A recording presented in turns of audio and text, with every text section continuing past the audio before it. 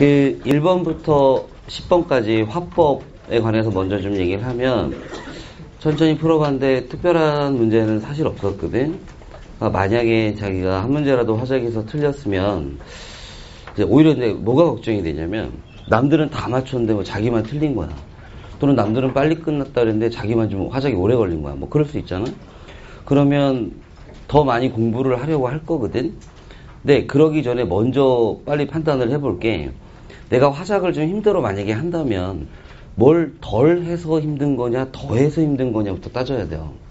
근데 대부분 아이들이 후자일 가능성이 커. 남들은 신경도 안 쓰고 넘어가는 부분들을 혼자 자꾸 신경 쓰다 보면 틀리고 시간 걸리고 그럴 수 있거든. 근데 공부를 더 하면 이게 신경이 더 쓰이게 돼요. 내 생각에 혹시 화작 때문에 스트레스를 받아도 너무 화작을 많이 하려고는 하지 않았으면 좋겠다. 그러니까 일주일에 한 세트 정도 그냥 감 유지하는 선에서 그냥 꾸준히 보는 게 제일 좋을 것 같아. 그 얘기하고 바로 문법 얘기 좀 시작할게요. 이거 5페이지 시험장에서 마주치면 되게 당혹스럽겠지. 이걸 준비하기는 그건 불가능에 가깝거든. 그냥 가는 거야. 그냥 갔어. 시험장에 갔는데 5페이지를 딱 보면 저 12번 봐봐. 너무 흉하게 생겼잖아. 그렇죠? 겁도 먹을 거고 당혹감도 좀 있을 텐데 내 생각에 한 15초에서 20초 당황하는 건 그럴 수 있다. 준비 안 하고 왔는데. 근데 이걸 가지고 그 정도에서 딱 끝나는 게 아니라 시험 자체를 휘둘렸다면 이건 문제가 심각하다. 왜냐면 수능날도 가보면 공부 안 한 거 나와요. 다 공부하고 할 수는 없거든. 그럼 진짜 한 5년 생각해야 돼. 진짜로. 그럴 필요가 없어. 몰라도 얼마든지 답을 찾을 수 있거든. 그 생각이 바로 이어서 들었어야 돼. 그리고 왼쪽으로 한번 쭉 봐봐. 자료가 어때? 이게 자료가 아니라 거의 지문인 거지, 이 정도면. 그러면 당연히 무슨 생각을 해야 되냐면 귀찮겠지만 좀 꼼꼼하게 읽자. 시간은 좀 걸릴 거야. 뭐 만약에 자기가 17초 정도 컷을 생각을 해놨었어.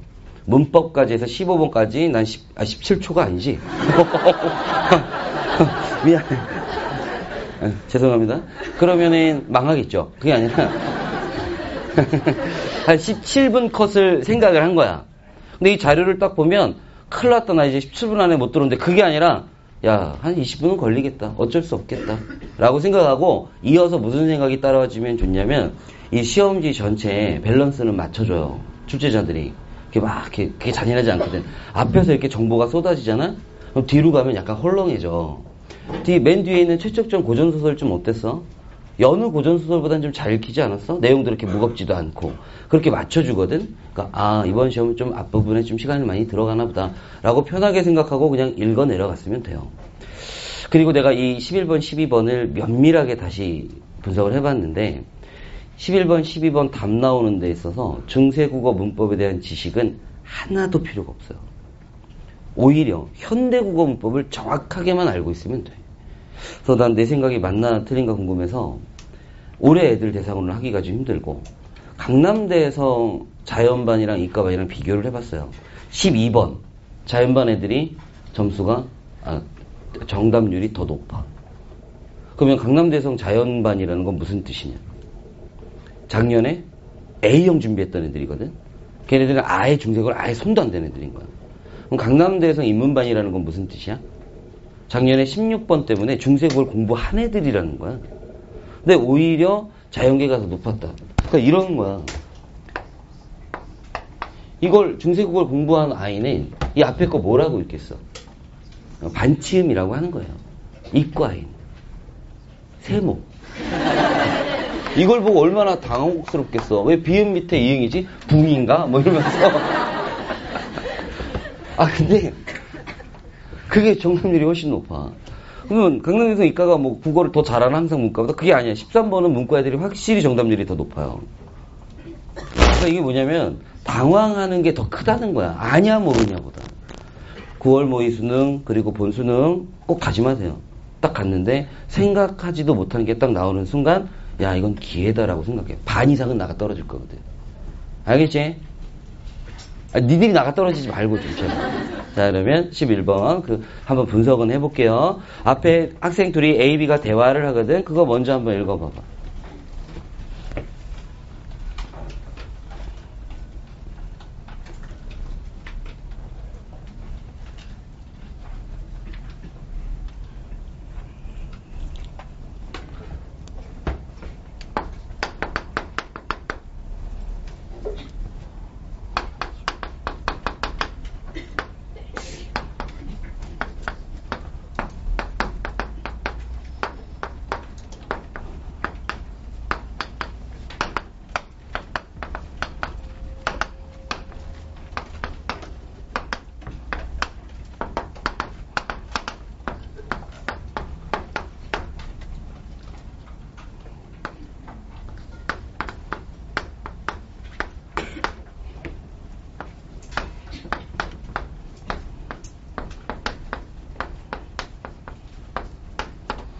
자, 칠판 좀 잠깐 보세요.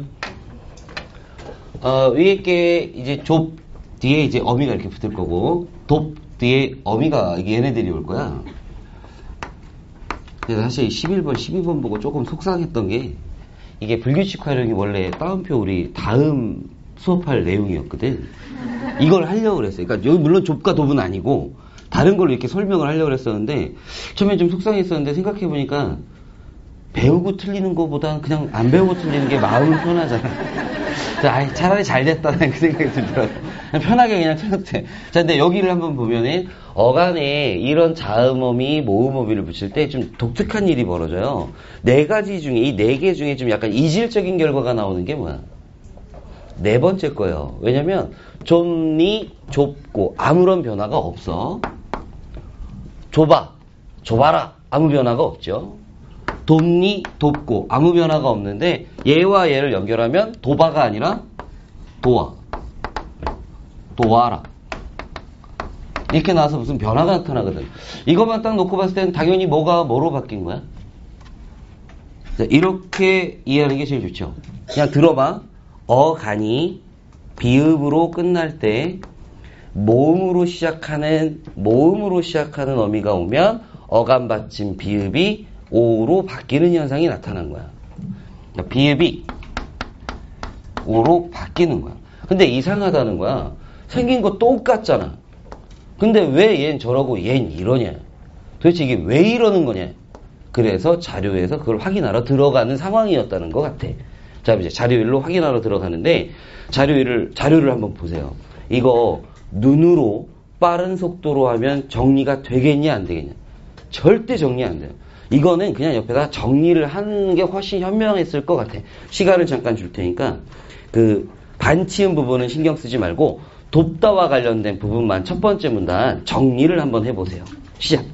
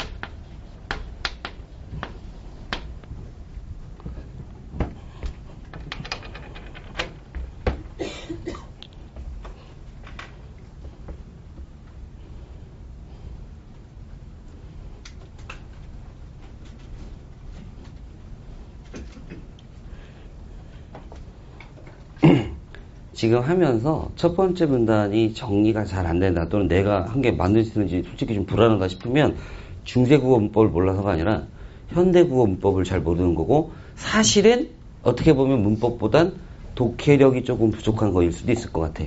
아니면 너무 빨랐거나. 자, 내가 천천히 한번 해볼게. 돕다 부분만 볼게요. 현대국어 좁다와 돕다의 15세기 중엽의 국어에서의 활용형을 보면 좁다는 좁고 좁아처럼 자기 해석한 거랑 비교해봐. 자음과 모음으로 시작하는 어미 앞 모두에서 어간이 좁으로 나타난다면 여기에는 현대국어 문법 무슨 지식이 살짝 들어가 있는 거야? 연음 관련된 게 살짝 들어간 거지? 무슨 말이냐면 지금 15세기 국어야. 좁고 좁아라는 어휘가 발견이 됐나 봐. 근데 얘는 지문에 의하면 자음으로 시작하는 거고 얘가 모음으로 시작하는 거니까 얘는 분해가 되게 단순해요. 이거야. 밑에 거 같은 경우에는 모음으로 시작한 어미가 붙는 거라고 얘기했으니까 어미는 이거라고 해놔야 되고 그럼 남는 게 뭐밖에 없어? 이거밖에 없겠지. 아, 연음돼서 올라간 거구나. 이렇게 처리해주면 될 것 같아. 어쨌든 결론적으로 어간이 뭐라는 게 확실해? 이거라는 게 확실한 거야. 자, 이번엔 예를 한번 볼게요. 그러나 돕다니 자음으로 시작하는 어미 앞에서는 돕고라고 나온대. 그럼 이건 분해를 하면 어떻게 해야 돼? 어가는 돕이고 어미는 자음으로 시작해야 되는 거니까 고 이렇게 분해하면 돼. 자, 얘 같은 경우에 이제 볼게요. 모음으로 시작하는 어미 앞에서는 돕과처럼 어간이 도, 순경은 비읍으로 나타난다 하면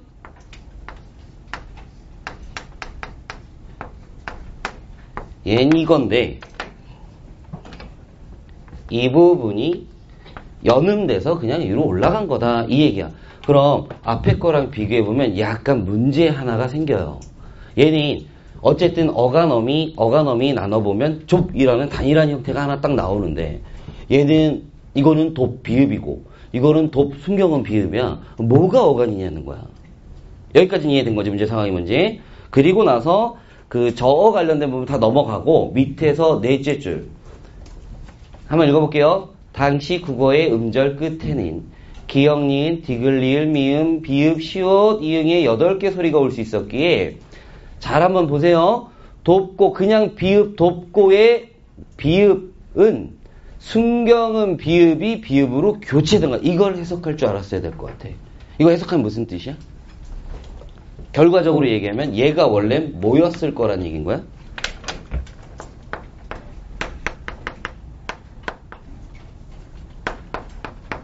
이거였을 거라는 얘기인 거야. 왜냐면 여기 잠깐 봐봐. 얘 같은 경우에는 어간이 순경은 비읍으로 끝나. 근데 문제가 없어. 뒤에 모음으로 시작하는 어미거니까 얘가 어디로 피신해버리면 돼?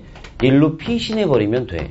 근데 얘 같은 경우에는 뒤에 뭐로 시작해? 자음으로 시작하니까 얘가 일로 못 갈 거 아니야. 그럼 얘는 어디 있어야 돼? 이 자리에 계속 있어야 되는데 문제는 음절의 끝에는 그 8개밖에 못 온다 그랬거든. 그래서 어쩔 수 없이 얘가 뭘로 바뀌어서 표기됐다는 거야? 얘로 바뀌어서 표기되었다는 걸 얘기하고 있는 거예요. 자기가 독해한 거랑 비교 한번 해봐. 그래서 결과적으로 이쪽은 어간이 뭐라는 거야? 얘였다는 거예요. 근데 이게 모음 어미가 오면 이렇게 올라가서 아무 문제가 없지만 자음으로 시작하는 어미가 오면 얘를 이렇게 쓸 수가 없으니 그 경우엔 특별하게 순경은 비읍을 비읍으로 교체한 거다. 그러니까 원형은 이거라는 거지. 그러면 앞서 지시했던 의문이 살짝 해결이 돼요. 다시 잠깐 이리로 돌아와봐. 이것도 지금 이렇게 생각하는 게 좋아. 그냥 6월 모의 수능 문제 해설한다라고 생각하지 말고 이 과정에서 자기 사고력도 좀 확장하고 글 읽는 눈도 좀 기른다라고 생각해서 계속 좀 생각하면서 따랐으면 좋겠어. 이 문제 똑같이 다시는 절대 안 나올 테니까 보세요. 현대국어에서 좁과 돕은 생긴 게 똑같았어. 생긴 게 똑같은데 왜 결과가 다르지? 이런 의문이 생겼던 거야. 근데 막상 중세국어 자료를 봤더니 좁과 돕은 15세기쯤엔 생긴 게 달랐던 거야. 그러니까 현대국어에서 왜 똑같은데 다르지? 이유가 좀 설명되지. 지금이야 똑같은 거고 과거엔 생긴 것 자체가 달랐던 거야. 좁은 비읍으로 끝나는 단어였던 거고 어간이었던 거고 돕은 순경은 비읍으로 끝났던 어간이었다는 거지. 여기까지 좀 이해되니? 계속 가볼게. 이제 두 번째 문단입니다.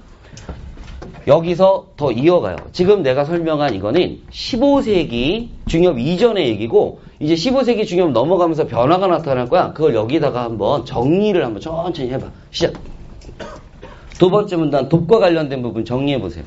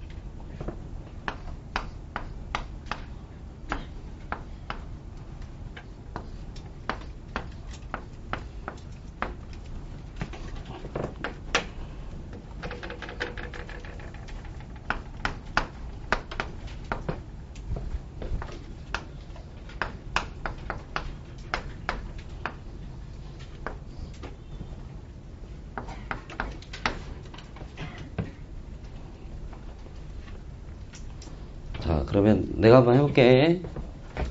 정말 어떻게 보면 이 구조를 어떻게 독해할 거냐의 문제에 더 가까운 것 같거든. 한번 읽어볼게요. 그런데 순경은 비읍과 반치음은 15세기와 16세기를 지나면서 소실되었다. 먼저 순경은 비읍은 두째 줄이야.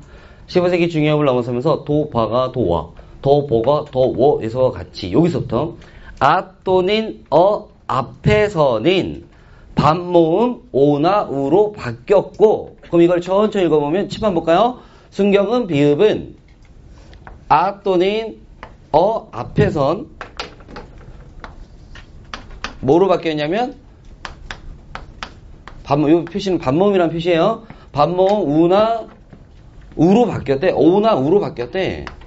이 뒤엔 여전히 뭐가 있는 거야? 얘네들은 계속 있는 거야. 고로 나올 결과는 뭐겠어? 이렇게 둘이 결합되면 최종적으로 와가 나올 거고, 이렇게 둘이 결합되면 최종적으로 워가 나오겠죠.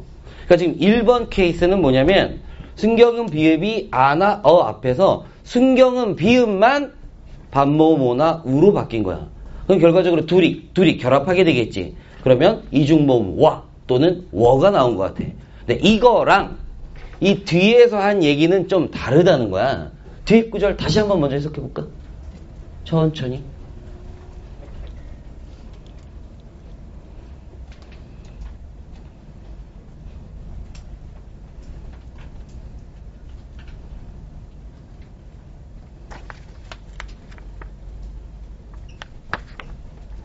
자, 그럼 내가 한번 해볼게. 넷째 줄입니다. 도바시니가 도시니로, 셔울에서와 같이 아래 아 또는 으가 이어지는 경우에는, 자, 거기 모음과 결합한다 그랬거든? 뭐랑 결합한다는 얘기야, 그러면? 자, 순경은 비읍. 뒤에 아와 으가 이어져서 나타나는 경우에는 모음과 결합하는데, 이 출제자 좀 불친절했죠, 여기서. 그 모음이라고 해줬으면 훨씬 정확했을 것 같아. 그 모음과 결합하면 뭐가 된다는 거야? 둘이 결합하고 둘이 결합해서 오 또는 우가 짠 하고 나왔다, 이 말인 것 같아요. 자, 그러면 돕 갖고 한번 해볼게. 요거야. 요거 뒤에 만약에 어미가 얘가 왔다고 한번 해볼게요. 안. 그러면 이건 빈칸이니까 필요 없지? 자, 순경은 비읍 뒤에 뭐가 온 거야? 아래 아가 온 거야. 그러면 최종적으로 뭐가 나와야 돼? 도, 온 또는 도, 운 이런 식으로 나와야 된다는 거지. 이게 몇 번 문제 풀 때 필요한 거야? 12번 문제 풀 때 필요했을 것 같아. 자, 이제 12번으로 먼저 갈게요.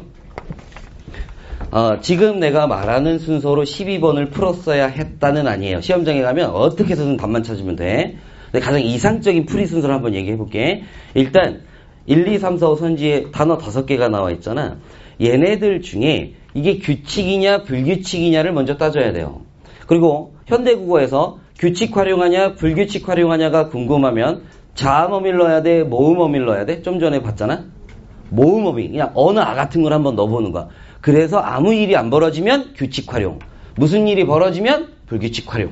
알겠죠? 그럼 규칙 활용 2개 한번 찾아보세요. 1, 2, 3, 4 단어 중에서. 1, 2, 3, 4, 5 단어들 중에서 규칙 활용하는 거 2개.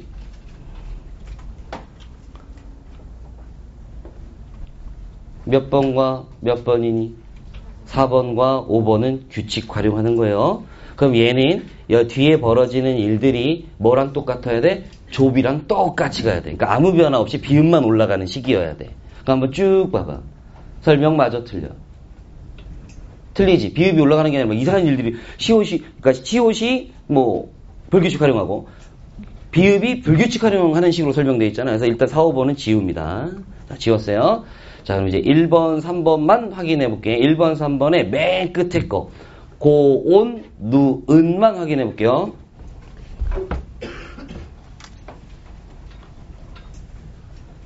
자, 1번 선지입니다. 얘 규칙 활용에 불규칙 활용에 아 집어넣으면 고와 이렇게 나오지. 그럼 얘는 현대국어에서 불규칙 활용하는 용언의 어간이야. 그러면 자료에서 본 것처럼 현대국어에서 불규칙 활용한다면 돕과 마찬가지로 얘 15세기형은 비읍이 아니라 받침이 뭐였을 거다? 순경은 비읍이었을 거다라는 게 추정이 가능해요. 그냥 이렇게 풀었어가 아니야. 내가 그냥 설명을 지금 하고 있는 거야.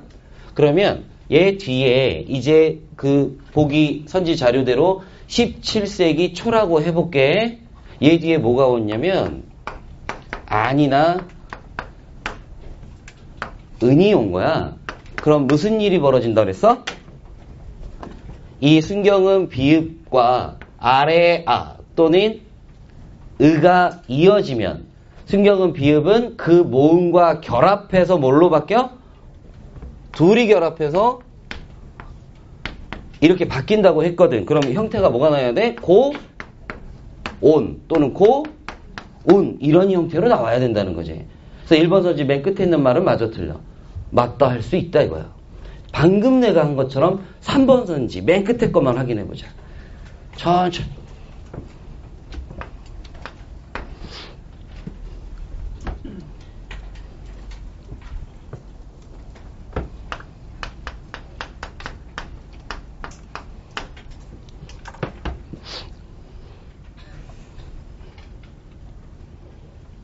자, 높다. 규칙이야, 불규칙이야. 모음어미. 자, 여기서는 이게 오가 양성이거든. 그래서 아를 집어넣어요. 그래서 고아 이렇게 따졌다면 우는 음성이잖아. 그럼 이번엔 어를 넣는 거야. 그럼 어를 넣으면 뭐가 나와? 누버가 아니라 누워 이렇게 나오지. 그러니까 얘도 불규칙 활용하고 있는 거야. 그렇다면 15세기의 이 누베 형태는 돕과 마찬가지로 뭐일 거라는 추정이 가능해? 이거였을 거라는 추정이 가능한 거지. 그럼 그 뒤에 얘가 오면 앞에 이거랑 똑같이 뭐가 나와야 돼? 누, 온 또는 누, 운 뭐 이런 식으로 나와줘야 된다고. 너만 이해되죠? 그래서 3번은 틀린 거다 그 말인 거야. 이해되지? 근데 아무리 생각을 해봐도 수능날 12번 같은 식으로 문법 문제를 낼 것 같진 않아. 과정이 너무 복잡하죠? 그냥 이런 문제도 있었다 생각하면 되고, 더 수능에 가까운 거는 내가 봤을 땐 11번이에요. 11번입니다. 이게 더 좋은 문제인 것 같아. 12번은 과했어. 11번이 2번. 시험장에 가서 당황했으니까 그렇게 못할 확률이 크지만, 사실 11번에 2번을 딱 보고 그냥 씩 웃으면서 뭐지? 하고 그냥 거버려야 돼요. 내 말을 한번 들어봐봐. 그냥 이거 봐봐.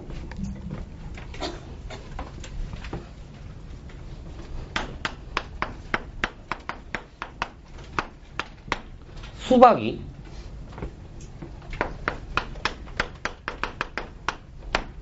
수박으로 바뀐 건 아가 오로 바뀌었기 때문이군. 내 말 맞아 틀려? 황당하지 않아? 이 얘기야. 11번에 2번 천천히 읽어봐.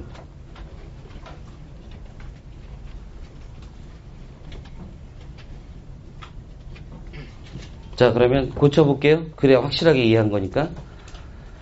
15세기 국어의 도바가 11번에 2번이야. 현대 국어에서 도와로 나타나는 것은 끊고요. 뒷구절 맞게 한번 바꿔보자. 본인이. 순경은 비읍이 뭐에서 뭐로 바뀌었기 때문이겠군. 말 되게. 자료랑 맞게.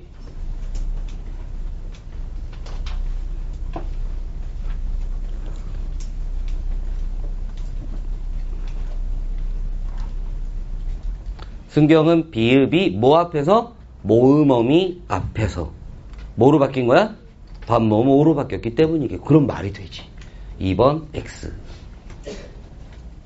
좀 차분했으면 좋았겠다. 그 말 하고요. 자기가 만약에 문법 다 맞췄는데 11번 또는 12번을 틀렸어.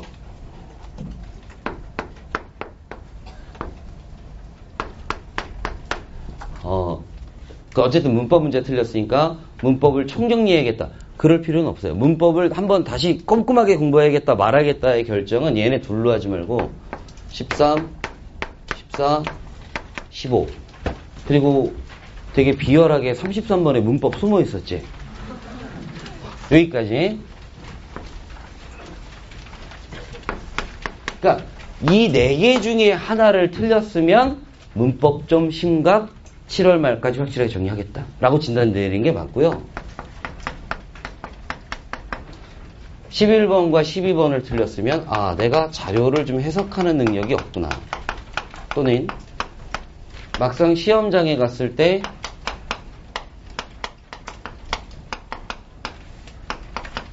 심리적으로 당황하면 제대로 못 읽는 거구나 라고 진단하는 게 더 나아. 오히려 이 부분이 문법으로 친다면 문법을 정리하기보다는 문법 기출문제 중에서 보기 길게 나온 것도 가끔 몇 개 있어. 그런 거 천천히 분석해보는 연습하는 게 훨씬 좋을 것 같아. 거의 독해 수준의 문제예요. 그렇게 생각이 맞고 문법에 대한 어떤 고민은 이걸 틀렸을 때 해라. 자, 그럼 13번부터 한번 볼게. 뭐 딴 건 볼 필요 없을 것 같고요. 바로 3번 선지 볼게요. 물리학. 이거 했던 기억 나니? 니들이 막 비웃었죠. 네, 이야여여 닝냐냐냐냐 할 때 막 비웃었잖아요. 자, 그때 이걸 가지고 먼저 소개를 했었어요. 한번 연습 한번 해볼게. 불 더하기 여우가 만난 거야. 합성어나 파생어를 만들 때 앞이 받침으로 끝나고 뒤에 이야여여유가 오면 그 이야여여유가 뭘로 바뀌는 거야? 니냐 년년 유로 바뀌는 거죠.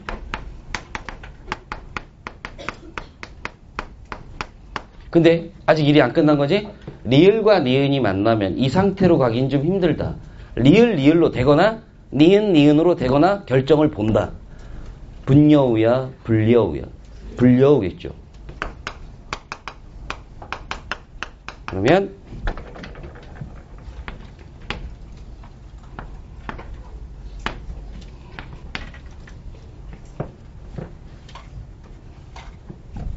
이거는 이응이 니은으로 교체된 거네. 이거 한 번 더 조심해야 된다 얘기해서 이거 물어볼 수도 있는 거예요. 이건 교체가 아니라 빈칸인데 니은이 그냥 들어가 버린 거니까 첨가하고 이게 교체라 그랬었지. 물약도 그냥 똑같은 거예요. 그러면서 이때 그런 말 했었는데 국어에 리을이 첨가되는 황당한 일은 없다 라고 조심하라고 아마 해당 페이지에 써 있을 거예요. 그래서 그런 얘기를 하고 싶은 게 한 번 배웠다고 내 거 되는 건 아니거든. 그리고 특히 지금부터 하는 말이 더 중요할 것 같아. 9월 모의 수능이나 수능 보러 가기 전에 의문의 변동 파트를 내가 정리를 하고 싶다. 그러면 얘네들 위주로 보면 돼. 잠깐만 봐봐.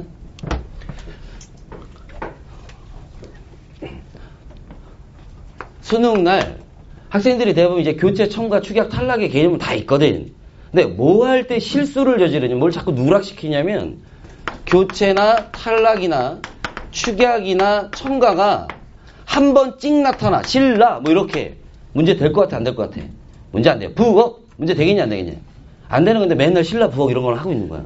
수능날 가면 이런 걸 물어보는 거야.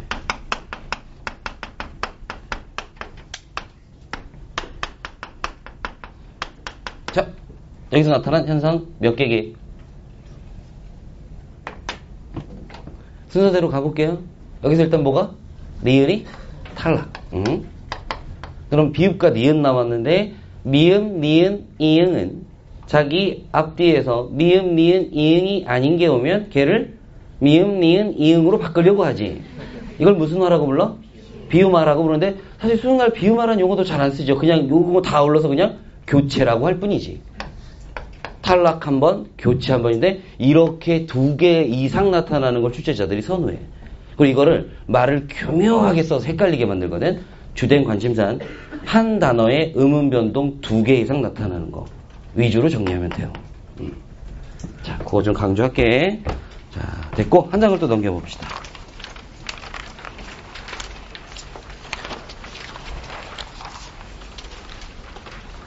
(14번인데)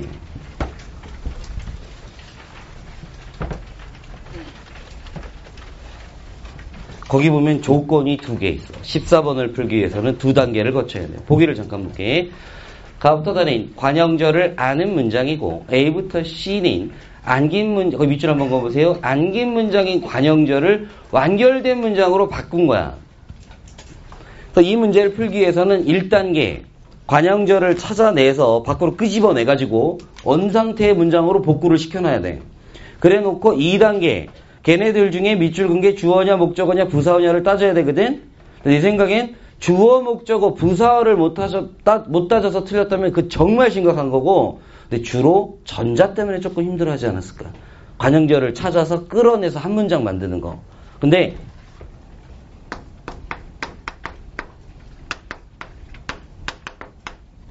관형절 이렇게 나오면 거의 100%는 아니지만 이거 4개만 딱 떠오르면 돼요. 관형이라는 말이 떠오르게 하는 어미는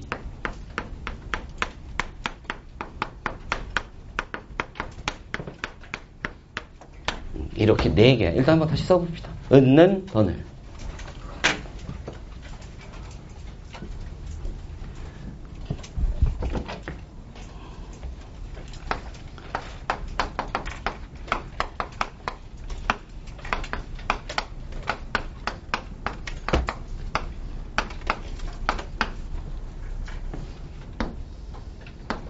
그러면 쳐봐봐. 일단 어디까지 관형절이라고 하는 거냐면 얘네들 나오는 데까지가 관형절이야. 그럼 여기는 어디 들어가 있어요? 있는 던들이? 여기 들어가 있죠. 그러면 여기다 밑줄 한번 그어볼까? 어제 결혼한 1번 선지 위에 거. 여기까지가 관형절이야. 근데 이상하죠? 우리는 절이라면 뭐와 뭐를 갖추고 있어야 돼? 주어와 서술어를 갖추고 있어야 되거든. 근데 자, 일단 원칙적으로 가볼게. 얘가 일단 왜 관형이란 타이틀이 붙어 있냐면 뒤에는 뭐를 수식해줘? 대명사 그들을 수식해주고 있거든. 근데 관형절을 만들 땐 이런 약속이 있죠. 여기도 그들이 있고 뒷문장에도 그들이 있으면 한 번만 쓰지. 그래서 얘는 사실상 얘가 밖으로 뛰쳐나올 땐 같이 튀어나와줘야 돼. 그래서 문장을 만들면 뭐가 되는 거야? 그들이 어제 결혼하다라는 문장이 나오겠죠. 이해되지? 은는 돈을만 사실 기억하면 되는 거야. 그러면 두 번째 거 한번 볼까요? 누나를 많이 닮은 친구를 우리는 오늘도 만났다. 관형절 어디까지야? 일단 밑줄을 그으면 누나를 많이 닮은까지가 일단 관형절인 거야. 그리고 뒤에 있는 친구는 이 관형절이 수식해주고 있거든. 근데 얘 원래 위치는 어딘 거야? 이 안에도 친구가 하나 들어있었던 거지. 중복돼서 하나만 쓴 거예요. 이해된 거지? 그럼 이거 밖으로 빼내면 뭐라고 빼내야 돼? 친구가 누나를 많이 닮다로 빼내야겠지. 이해되지? 이런 식으로 쭈두두두둑 하면 틀릴 리가 없었을 것 같아서 다시 혹시 관형절 수능 때 다시 나오면 있는 던을부터 기억해라. 자, 됐고요. 15번은 우리한테 시사하는 바는 이제 남은 9월이나 6월에서는 비통사적 합성어보다는 통사적 합성어가 중요하다는 걸 시사해 주는 것 같아요. 그 정도의 의미만 발견하고. 근데 잘 보면 정말 1년에 6월, 9월 수능 중에 한 번은 꼬박꼬박 나오는데 안 나온 게 한 3개 정도 보이는 것 같거든? 뭐 안 보이니? 일단 내 눈에 사동, 피동이 안 보여. 3번 시험 중에 한 번은 나오는데. 그 다음, 높임법이 안 보이죠. 그리고 그 다음, 파생어도 안 보이네. 9월 수능 둘 중에 한 번은 이 셋은 꼭 나올 거야. 적어놔 좀 얼른.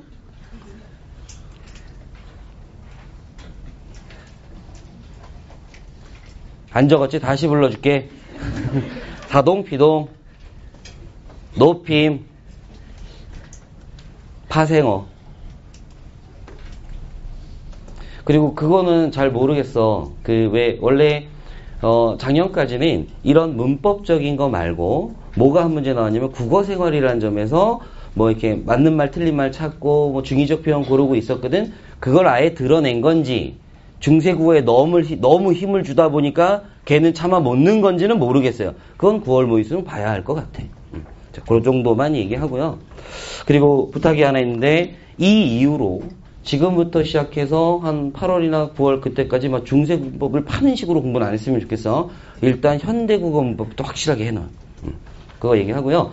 자, 그리고 가장 납득하기 어려운 23번으로 갈게요. 여기서 납득하기 어렵다는 건 출제자가 납득하기 어렵다는 게 아니라 니들을 납득하기 어렵다는 거예요. 23번 문제는 근데 우리한테 시사하는 바가 정말 큰 게 수능날 어떤 식으로 문제풀이 과정이 진행됐을 때 틀릴 수 있느냐를 정말 잘 보여주는 것 같아. 순간 우리가 하는 착각들이 되게 잘 들어가 있거든. 이거 5번으로 고른 사람들은 이런 실수를 하는 게 아예 경향으로 붙어 있는 거야 지금. 설명 잘 듣고 아예 고쳐버리세요. 자, 그러면 23번을 딱 마주쳤어.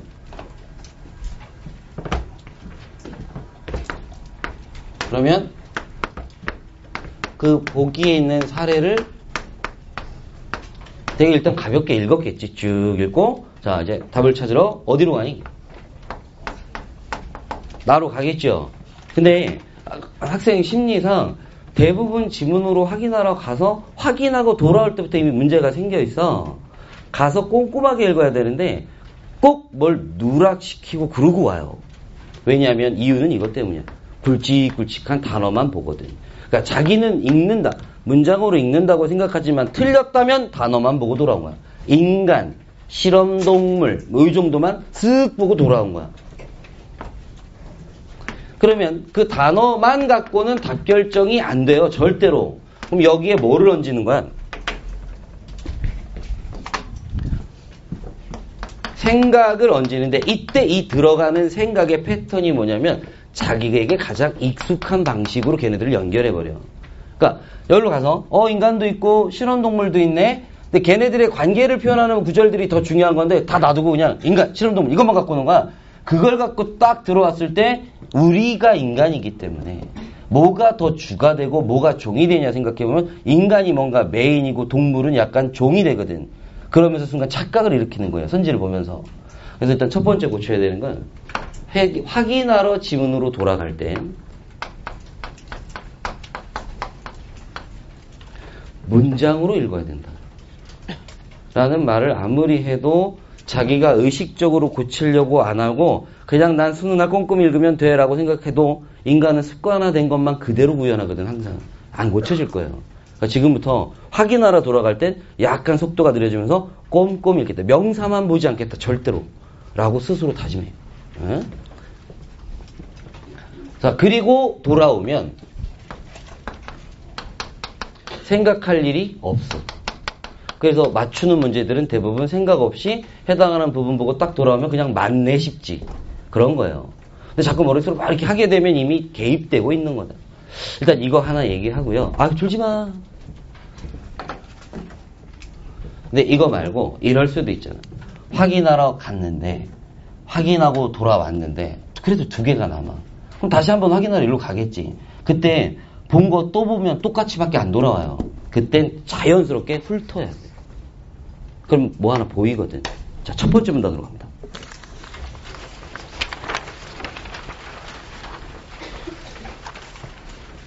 첫 번째 문단의 첫 번째 문장을 천천히 한번 읽어보세요. 첫 번째 문단의 첫 번째 문장.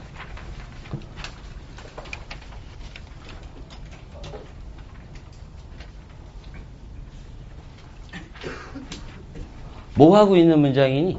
유비 논증의 개념을 좀 길게 써주고 있지. 라는 내 말 많이 들어본 것 같지 않아? 개념을 좀 길게 써주면 일단 첫 번째 생각은 이건 물어본다 라고 생각해야 돼요. 그리고 개념을 길게 써줬을 때 물어보는 취지는 뭐냐면 개념이니까 이해했냐를 확인하고 싶거든. 그래서 거의 대부분 사례 형식으로 물어봐요. 이 말도 어디서 들어본 것 같지 않니? 할인율 할 때, 뭐 위치적 외부성 할 때 한 5번 정도 했던 얘기인 것 같아. 근데 그럼 이걸 문제랑 어떻게 연결 지을 수 있냐? 한번 내가 읽어볼게요. 이제 유비 논쟁인 두 대상이 몇 가지 점에서 유사하다는 사실이 확인된 상태에서, 이건 약간 전제인 것 같아.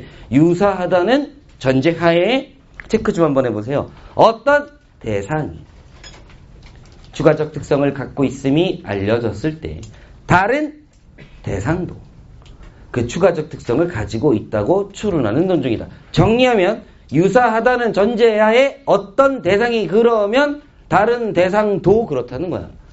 그 23번 보기 한번 다시 읽어볼래? 생각보다 친절하지 않아?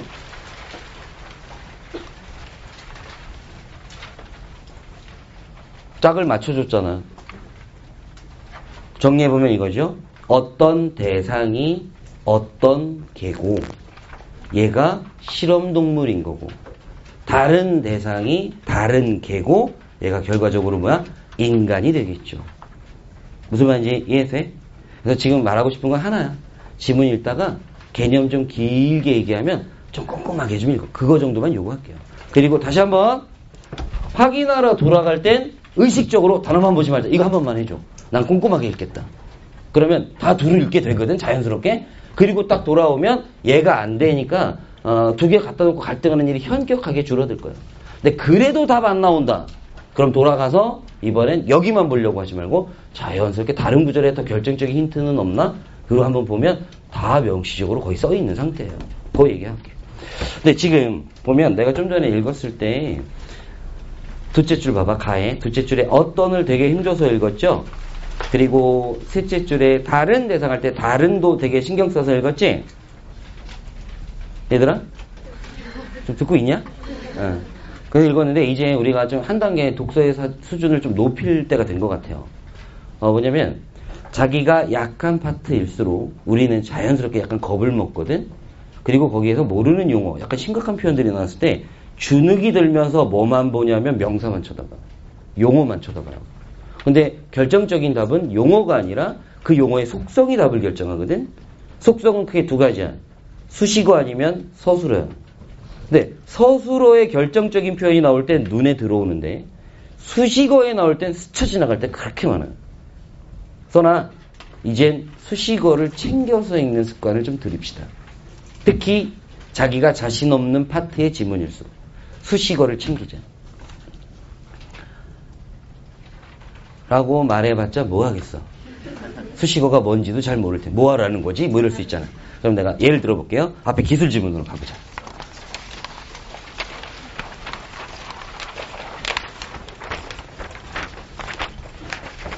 기술지문 두 번째 문단을 내가 한번 그냥 내 식으로 읽어볼게. 수업하는 스타일이 아니라 그냥 내가 평소에 읽는 식으로.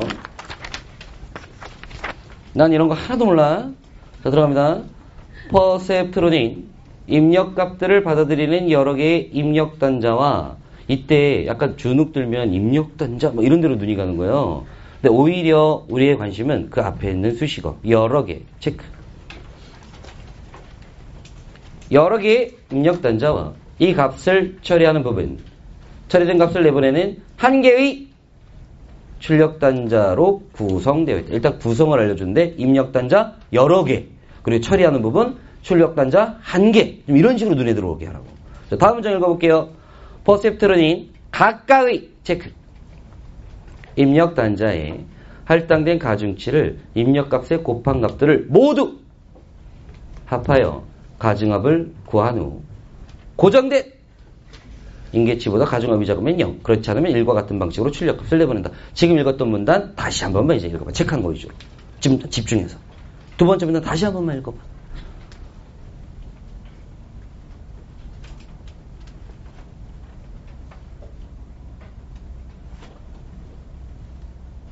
조금 더 잘 읽혀지는 게 느껴진다면 앞으로는 이런 식으로 읽으세요. 자, 그럼 이제 네 번째 문단도 한번 해볼게요. 특히 문과 학생들 과학기술 읽을 때 이런 식으로 좀 해야 돼. 연습 좀 해. 네 번째 문단을 내가 한번 더 해볼게. 셋째 줄 먼저부터 한번 읽어볼게요. 먼저 일단 체크해보자 걔네. 자, 먼저 이럴 거래. 그럼 먼저가 우리한테 알려주는 건 너는 지금부터의 내용을 읽으면서 뭐 해야 될 거다라는 뜻이야? 순서는 맞춰야 될 거다 이 뜻이에요. 그리고 최근 기출문제를 분석해보면 순서를 맞춰야 될 때 순서대로 안 써주는 경우가 더 많죠. 그러니까 약간 그러니까 내려가는 식으로 글 안 읽힐 거고 내려갔다가 올라갔다가 약간 이런 식으로 읽어야 되는 건 각오해야 돼. 자, 들어갑니다. 먼저 학습을 위한 입력값들, 즉 학습 데이터를 만들어야 한다. 학습 데이터가 학습을 위한 입력값이래요. 학습 데이터를 만들기 위해서는 저 앞 단계로 그냥 다시 갔어.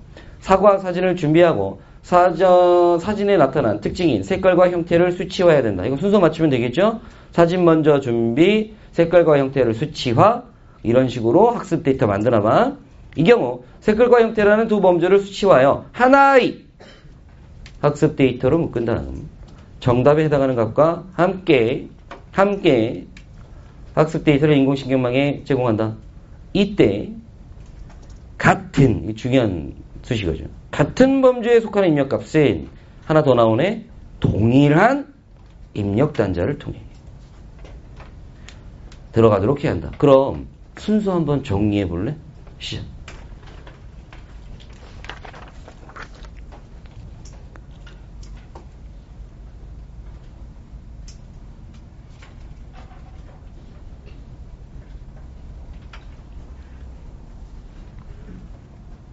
제일 먼저 뭐부터 해야 돼?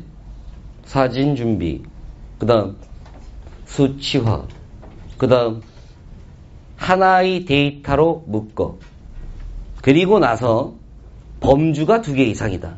그러면 각각 해당하는 입력단자에 넣어줘. 범주가 2개면 입력단자가 몇 개 필요한 거야? 2개가 필요할 거야. 그리고 계산하는 데가 지지고 볶아서 계산하면 그 값이 어디서 나와? 하나의 출력단자에서 나온다는 얘기인 거예요. 뭐 이 정도만 눈에 들어와도 뒤에 있었던 일치 문제들은 비교적 빨리 처리가 되지 않았을까 싶어요. 수식어 좀 신경 쓰자, 그 얘기만 딱 할게. 자, 그리고 문학은요. 지금부터 그 프린트에 넣는데 시험지 안 꺼내도 돼. 문학은 이 얘기만 할게요.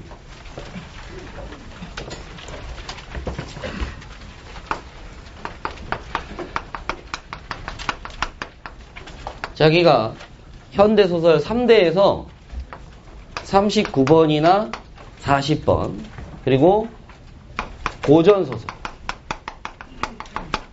최척전에서 45번. 그러니까 문학에서 하나 이상 틀렸는데 그게 여기 있다. 그러면 따로 좀 공부할 게 있을 것 같고, 이거 아닌 딴 걸 틀렸다면 그냥 문학 공부를 그냥 징하게 안 하고 있거나 아니면 시험 볼 때 집중 안 했거나 뭐 그런 식인 거야. 얘네들은 공부를 했어도 약간 틀릴 확률이 좀 있거든. 자, 얘네들 중에서 자기가 얘를 틀렸다. 그러면 일단 내 문제는 뭐냐면, 소설 읽을 때 상황이나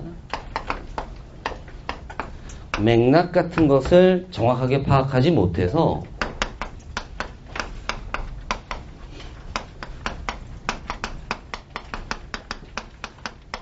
이런 거를 좀 파악하는 능력이 약한 거라고 빨리 판단을 해야 될 것 같아.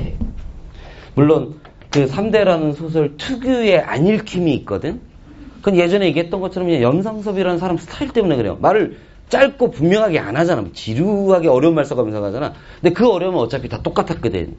그 와중에서도 몇 개의 단서를 분명하게 인지했고 머릿속에 합리적으로 정리했으면 답이 나오는데 이상한 데 꽂히고 자기 혼자 이상하게 받아들이고 그럼 틀린다는 거야. 근데 그게 자, 이걸 틀렸다고 해서 아, 내가 현대소설의 문제가 심각하구나 해서 현대소설 이론을 정리하거나 무슨 현대소설 읽는 법을 다시 배운다거나 이건 쓸모가 없는 짓이야. 머릿속에 현대소설의 상황들이 안 들어와 있는 거야. 그러니까 자기 멋대로 그냥 해석을 해버리는 거지. 오히려 이 사람들은요, 현대소설을 많이 읽어보는 게 제일 좋아요. 그렇다고 그냥 소설 읽을 수는 없잖아요. 그래서 이렇게 하면 어떨까 싶어.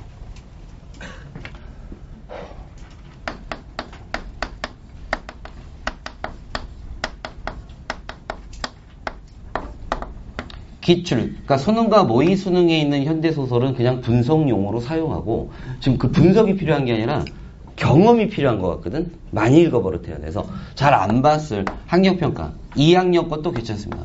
2학년, 3학년 어차피 문제풀이용이 아니라 많이 읽어보는 용이고 또 나중에 그럴 수 있어. 학력평가 목록 쫙 갖다 놓고 기출 목록, 수능 기출 쫙 갖다 놓으면 거의 다 학력평가에 나왔던 애들이에요. 그러니까 그런 점에서도 봐두는 게 좋아. 상황 판단한다는 점에서. 그래서 2학년 거, 3학년 거 최근 5년 정도를 싹 다 현대소설만 출력해. 그러면 일단 눈을 떠야 돼. 그래서 그냥 들고 다니면서 분석한다 생각 절대 하지 말고 여기 좀 봐. 분석한다 생각 절대 하지 말고 뭘 해야 될까? 생각이 안 나. 가볍게 읽으면서 그냥 눈으로만 한번 풀어보세요.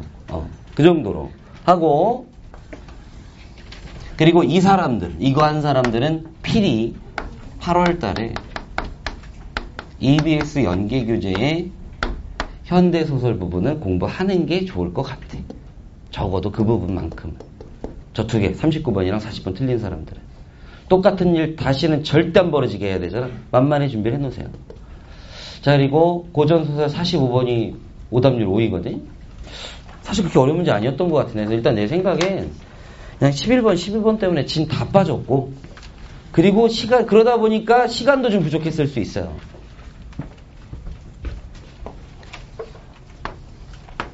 근데 이런 문제가 답이 어떤 식으로 나온다는 걸 알고 있었다면 시간이 좀 없어도 그냥 읽을 시간만 한번 있었어도 답 결정을 하지 않았을까. 여기 보세요.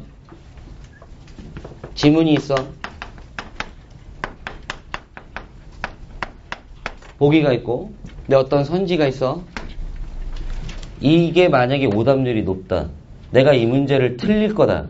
그러면 무슨 상황이에요? 이 선지에 있는 내용이. 뭐랑은 딱 맞고, 보기랑은 딱 맞고, 뭐랑 살짝 안 맞을까? 얘랑 살짝 안 맞는 거야. 근데 이게 시험장에 가면 눈에 안 들어와. 이유는 뭘까?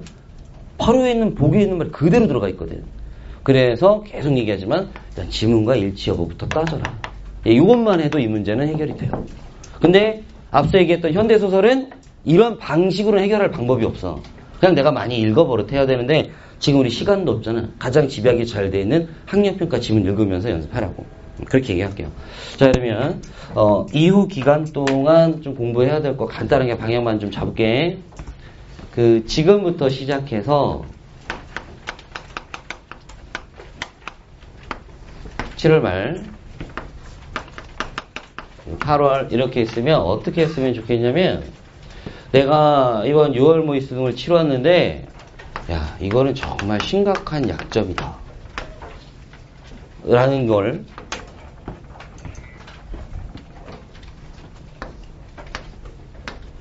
1순위, 2순위만 딱 정하세요. 그러니까 수많은 약점이 있겠지만 그 중에서도 제일 심한 거 있어. 그러니까 딱 이런 느낌이면 맞추고 틀리고랑 이거랑 아무 상관없어요. 문법 다 맞추긴 했는데 막상 이번 6월 모의수능 읽을 때 이건 답이 그냥 나왔을 뿐인 거지 수능날 이런 식으로 문법 문제 푸는 건 너무 끔찍하다. 그러면 문법 1순위인 거야. 기술지문 읽었는데 나 수능날 기술지문 나왔을 때 이런 식으로 다시 읽고 싶지 않다. 그럼 걔가 1순위인 거야. 그러니까 시험 과정에서 제일 날 힘들게 했던 파트. 근데 만약에 자기가 맨 마지막 고전소설까지는 아예 못 풀었었어. 근데 고전소설 강한지 약한지 헷갈려. 그러면 시간 내서 고전소설 다 풀었는데 그냥 답 다 나왔으면 약점은 아닌 거야.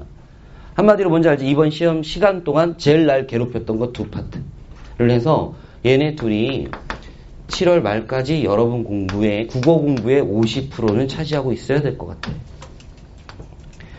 그러니까 이거야. 8월까지 내 약점 끌고 갈 생각은 하지 마라.